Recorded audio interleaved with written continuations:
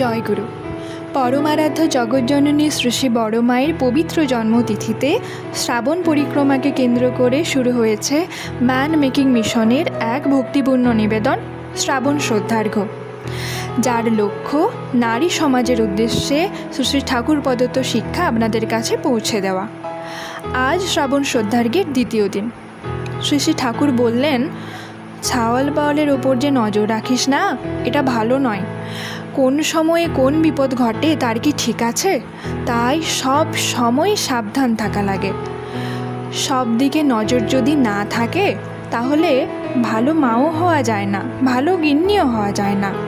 সংসারটা তোদের হাতের ওপর, স্বামী পুত্রের জীবনের মালিক তোরা। তাই প্রতি পদক্ষেপে তোদের হুঁশিয়ার হয়ে চলা লাগে। তোরা যদি চৌকস হোস, তুখর হোস, ছাওয়াল পাওয়ালরাও তোদের দেখে শিখবে।